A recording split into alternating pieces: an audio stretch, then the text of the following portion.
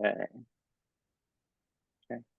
Welcome, everyone, once again to our passion interviews at the Linn Academy. So excited to have you with us, and really excited for our guest today, Elizabeth Ferrall. She is, we were talking before this, and it just reminded me how much I enjoy kind of connecting with her. She's one of those people who brings magic everywhere she goes. But she is someone who really just has this ability to kind of weave and wind and kind of help you kind of get through to the point, right? Get to that little nugget that really helps you kind of break through. But that's my personal experience. But I will tell you that she is a part of the Linn Academy family. Of course, she is a soul coaching practitioner and also part of the uh, Elemental Space Clearing program. In fact, she is our lead mentor on that program. So if you are a part of that, you will know her for sure. She's been a great guide for all of us there. But she actually has a much broader kind of understanding of the world around us as it relates to kind of energy. She's doing healing work. She, in Lilyvale. So for those who may not know, that's in New York. It's a beautiful kind of space where healers come from all over to really help people out to heal. But she's also doing some just amazing work. She does reflexology as well, and many other things. But all of that said, we're really happy to have you with us, Elizabeth. Thank you so much for joining us. Tell us a little bit about yourself, and tell us a little bit about the topic of altars, which is kind of a passion for mine, and I know for you, and how you like to use altars in kind of a unique and special way. Thank you, Bill. I love talking to you. We Mhm. we don't get to do it enough. We don't. Um, I have been in like what my broader family is considered the woo-woo world since I was an exchange student to Sri Lanka at 15. Mm, When I was there, I was meant to be going to school. My Sinhalese, terrible. But the host family who I was staying with found out that I was really interested in their Buddhist religion. So they sat me with some of their monks for some teaching. They sent me to learn temple dancing and some cooking. So that monk sent me to a Hindu, teacher, and that mm, sent me to an imam to discuss, because in Sri Lanka, there mostly are like Buddhists, but Hindus as well, and mm, Muslim people. So I got to start to study sort of world religions, mhm, learn meditation, but just I of course was American and did grow up with a Christian church background, but I kind of, I don't know, it all started to blend for me. Like things mm, can when you're in your mid-teens, there's mhm. your brain makes some amazing changes then. Yes. And um so I brought that home, and that started me on a series of adventures, going Mm, from teacher to teacher. And altars always has been a thing for me that I mean, the word altar, I think, simply means table, mm, mhm, right? Like a place mhm, to put your stuff. mm, And I also, through some of the people who have been teaching me and through my own life experience, I really believe everything is magic. Like, mm. and And I absolutely love that I can be like a wingnut kind of crazy, Mhm. like, "This paper has this pen has magic." I really like being that person. Mhm, I gave up a long time ago worrying about looking like an idiot and not being sophisticated, mm. and just was like, "It makes me happy. If people are safe, let's do it." That's Um beautiful. Mm, But in all of the cultures and religions, altars are a place, it seems, to focus and intention. mm, And for many, in a more spiritual context, to interface with that thing that's greater than you. mhm, Um, and so I started building altars. When I got into elemental space clearing, Denise said some wonderful things in that course about altars that just Mhm. set me on fire Yeah. and brought a form to what I sort of believed in, sort of an amorphous, when she said a collection of family photographs is an altar to like your like to your lineage. And I Mhm. was like, yes. Um, and so I started to call my bathroom like an altar to my health and well-being. Oh, I love that. And I have a table in my closet that I, put on my fancy makeup and my lotions and potions. And Mhm. I call that the altar to the divine feminine. Like, and so Mm. while I'm sitting there, I'm interfacing with the divine feminine. Mhm. And I sort of started to include that kind of altar in my whole life. Um, Mhm. there's another Linn Academy graduate, Linn. Oh no, her name has just disappeared. She did a talk at the last Linn Academy thing about how really setting your table is an altar, Mhm. like bringing that spiritual Sullivan. So Mm. thank you. Oh, yes, Lynn Sullivan, of course. Thank you. So, she, and I feel like that's right. When you Mhm. put an item Mhm. out with intention and Mhm. purpose, every time you see that item, you're reminded of that intention and purpose. And when you Mhm. come to that place where those items are set, it Mhm. becomes like a spiritual experience. Yeah. And so I have altars all over the place. Mm. We were just talking about what like another altar that I like to make, which is I feel like, and I was telling Bill, sometimes it takes me a little while to learn a lesson. Some people can read the billboard and be like, check, I got it. I love you people. I Mm. admire you people, but I belong to you people. Mm.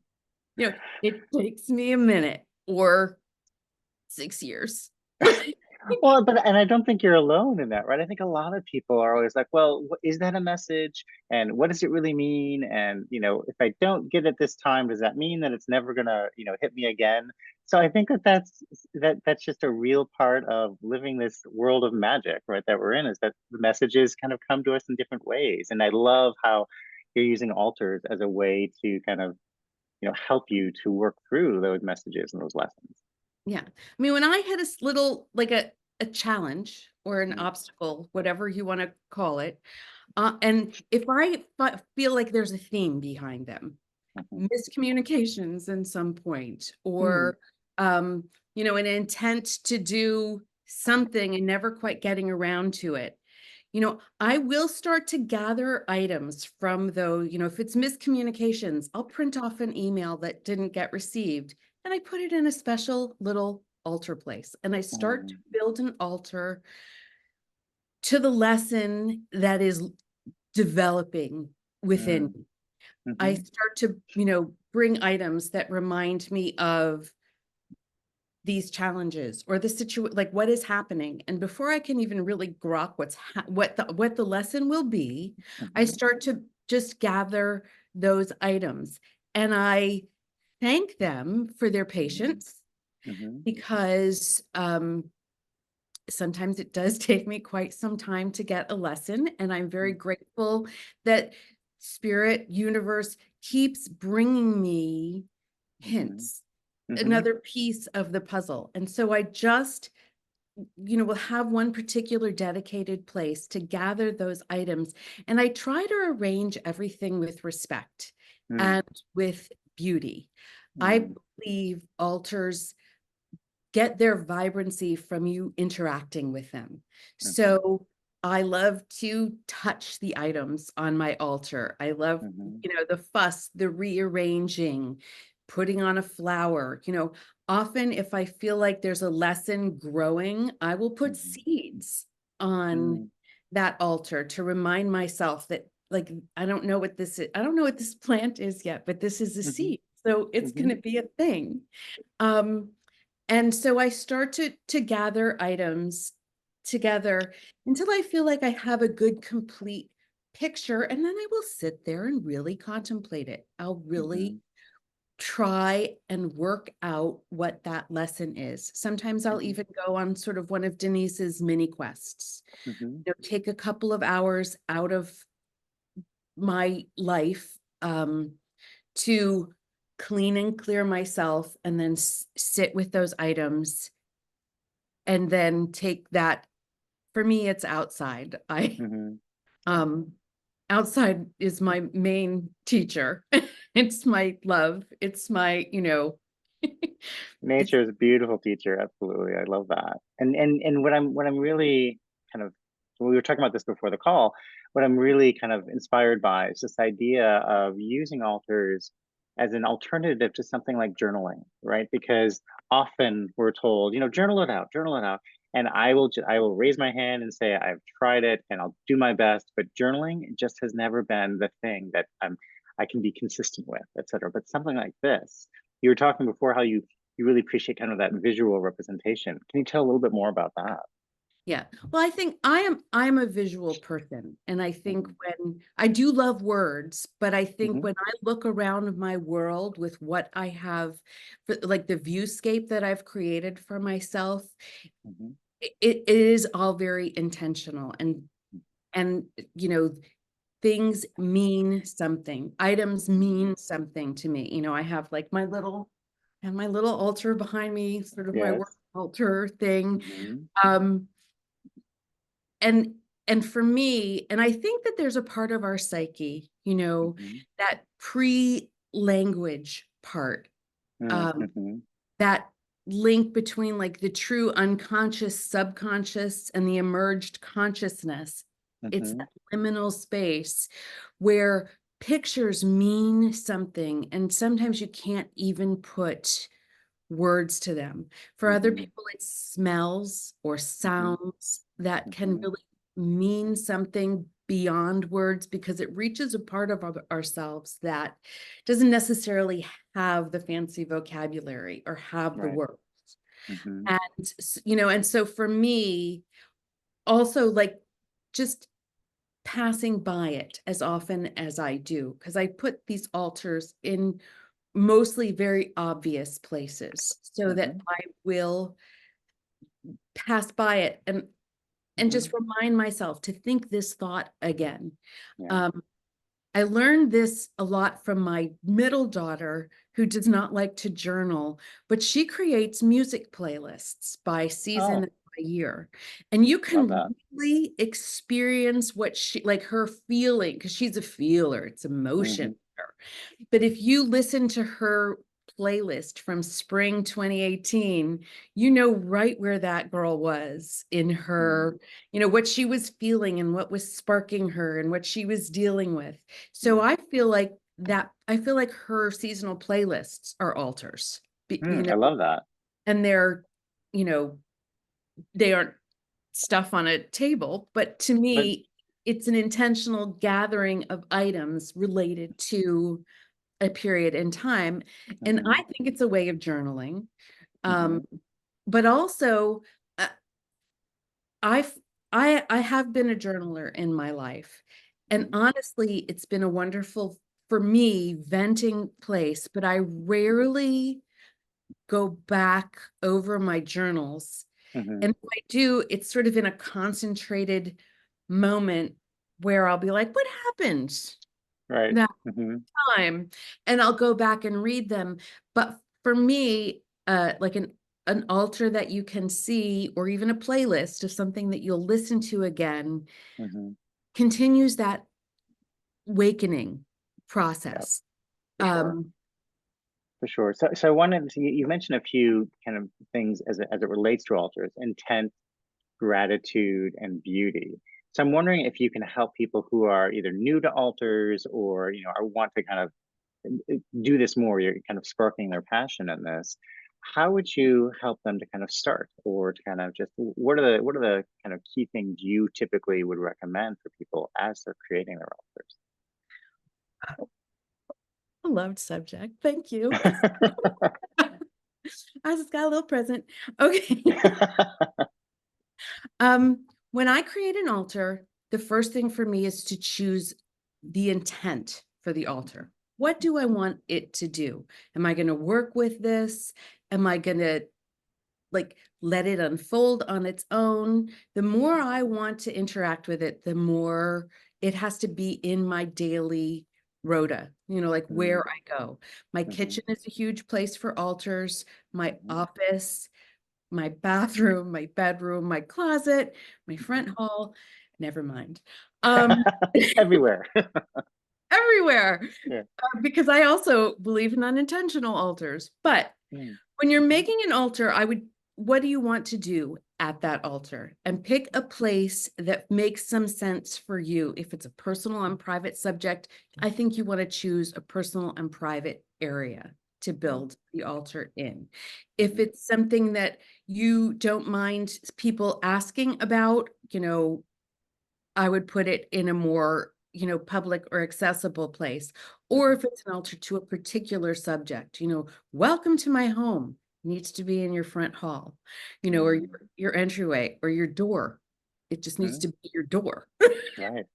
Um, you know, an altar to health that it could be built in the kitchen because the food I eat nourishes my mind and my body, and the flavors spark me. So to choose where and then prepare the space.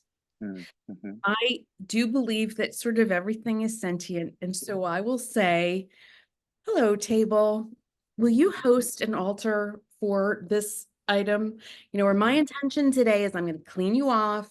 I'm going to make you shiny because I'm going to ask for you to be the place that hosts my interaction with spirit. Like, This mm, is mhm.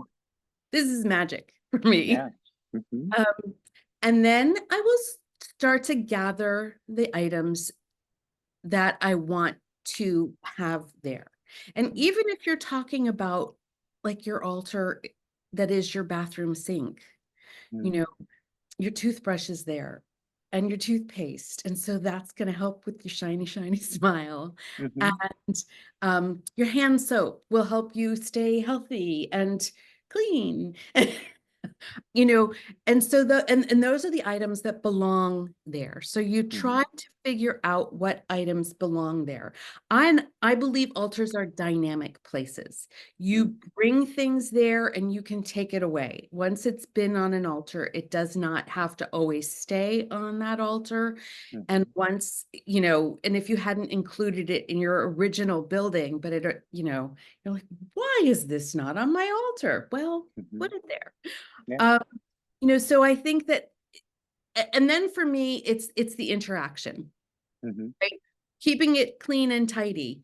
Um, Colleen Bruce, who is another elemental space clearer and mhm. Linn Academy lady, and Crystal Mama Yes. taught me the coolest thing, which is she buys makeup brushes and Oh, cleans her crystals, the geodes on the altar, this sort oh, I of little love that. statues, because those makeup brushes are fabulous little dusters Mhm. for um those altars. And to me, any activity that you have at an altar, just it makes the energy flow, it Mhm, juices it up. And mhm, so um I went and right after she said that, ran off and bought a set of makeup brushes to use to dust my little statues. And because I think an altar, when you're working with spirit, mhm. first of all, I don't think spirit judges you. If your altar gets dusty, spirit's not gonna be like, no, lady, no, you a mess, right? Mhm, Altar not gonna do that. Like spirit doesn't do that. Spirit wants us to be our most dynamic, delicious selves. And I don't think spirit punishes us if we're inattentive or dusty. But if you do want to work with an altar to create something, I think that the more interaction that you have with it, the more likely it is to get to your goal faster. But, just like travel, I could walk to Chicago. It would take a minute. I could fly. I could take a bus, right? An altar will get you there. But the more interaction you have, the faster your mode of transport is going to be. Yeah, no, The less interaction, the slower. But that's not like that's okay. And interaction can just be a moment to focus. Would you Right. agree? Yeah. Yes. So in terms of kind of the mini altars that you have, um, do you find that there is a formula you use? Oh, they have to have this number of objects, or can they be very simple? Can they be complex? How do you approach that? Like for people who are like, I don't have a singing bowl, or I don't have, the feathers that I would like to include, or whatever it might be. How do you help clients with that when they're like, well, I don't have everything you have. How should I start? You have an intrinsic magic place. Mm, It's the place where you know you're full when you've eaten a good meal. mhm, It's the place where you know you can sit down and relax when you've completed a task, or, sit outside. And for me, that's the place. mm, There's an inner sigh almost when my altar is at a completion point that comes from me. mm, Or me as Elizabeth, the individual. I love to include an item from nature in mhm, my altars, as mhm, I feel like that has always been my greatest spiritual teacher. mhm. And so, um, to appreciate that teacher, I will bring in, I will bring in a driveway walk. I will bring a stick. It doesn't have to be beautiful, or, it kind of is beautiful just in itself, but it Mhm. doesn't have to be um TikTok pretty Right. to work on an altar. Like that. Yeah. Um, it has to be something, so for me, like a real item. So I Mhm, always include something from nature, and then I will try to include the items that seem most necessary. Some mhm, altars for me are just one individual item. mhm, Um, Others, in my home altar, and the more, I don't want to say esoteric and make it sound scary, but like the more deep spiritual altars, I often work as a medicine wheel. So I'll have, something that will represent fire and air and water and earth, and, grandmother earth and grandfather sky, and the center of the void in my heart. Like I will have those seven directions, represented on the altars, that I feel like are like a deep abiding heartbeat in my world. mhm, Um, but I have other altars that can just be a bus ticket mm, mhm, to go visit my daughter, and it's in it's in a beautiful place. I'll put a little, I have some handkerchiefs that I've gotten from my grandmother and from Goodwill, which I think make beautiful altar cloths. mhm, Especially many of them are hand stitched, so someone put intent into their creation, which I think is magical. If mhm, you hand stitch, um but to have that somebody's effort represented, someone's focused attention. So I will often denote an altar space with some sort of an altar cloth. And mhm, so those little handkerchiefs, they're nothing more. Some of them are, even my grandmother or my great grandmother had cocktail squares. They're sort of a 4x4 piece of linen, mhm. that have some fancy edge stitching, and I think that's big enough. Yeah. Um, And then you can put, one single item on Mhm, there. But I think always the thing that always needs to be for me included in an altar is something of nature, mhm, intention, and then gratitude for service. mm. I love that. Um, Especially as you're taking an altar down, which is another, I think each item Mhm, needs to be taken off when you're done.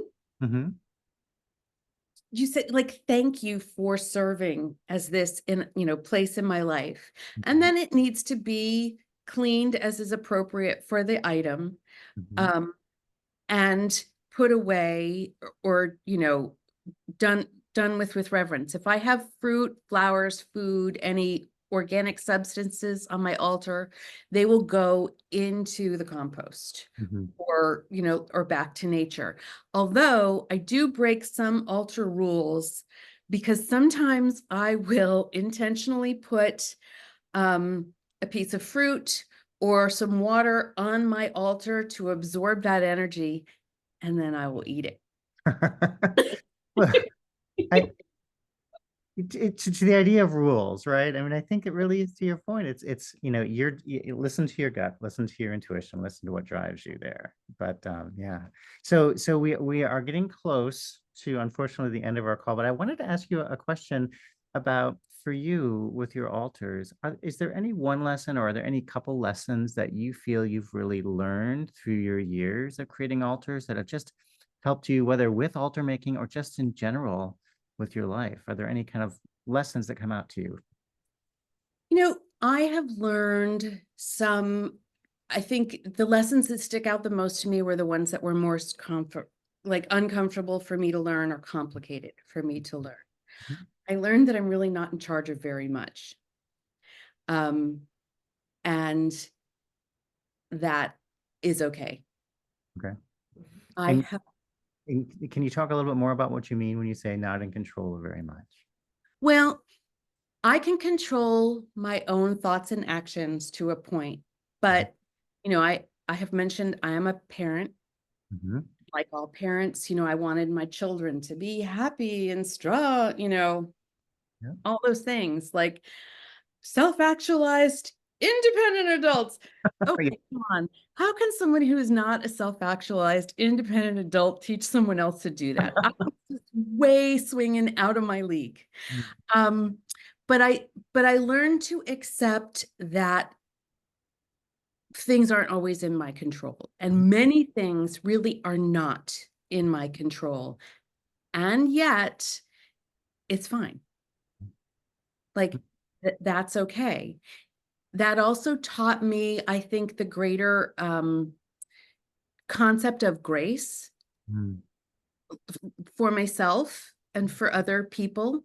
If someone isn't behaving, following through, if the trash is not going out as required, Mhm.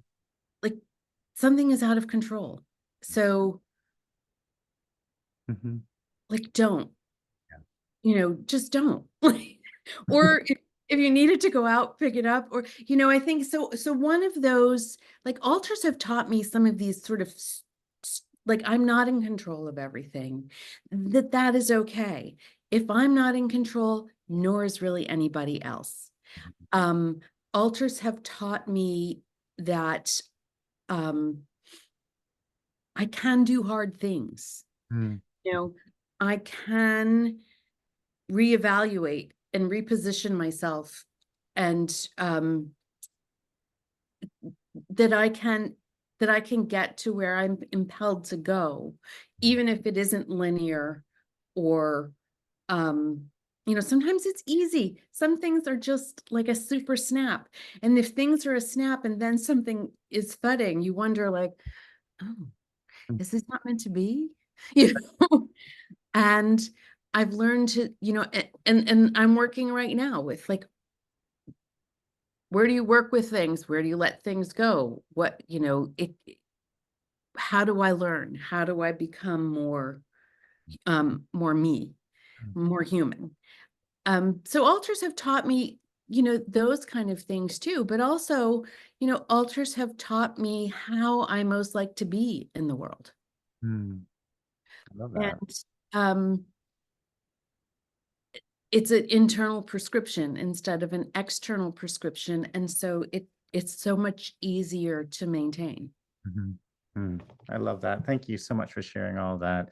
Amazing, amazing information shared. Thank you so much. And I love your perspective, as you know. But for those who are listening or watching and they want to learn how to create altars, they would like a space clearing, or just want, to connect with you, what's the best way for them to reach you? So I have a website. I'm on Facebook. If y'all are Facebook fans, just, send me a message on Facebook. I have LZ Clear, which is complicated, at Wix as a website. I'm teaching at Lilydale next week, a happiness workshop. Mhm. I'm doing an energy healing on the Chesapeake retreat in August. Um, I'll be the healer in residence at the Temple Heights Spiritualist Camp up in Northport, Maine, which I recommend highly because August in Maine Sounds beautiful. Yes. So I'm sort of out and about a little bit, but I think that either through my website or and then I have a business email, which is just ELZIECLEAR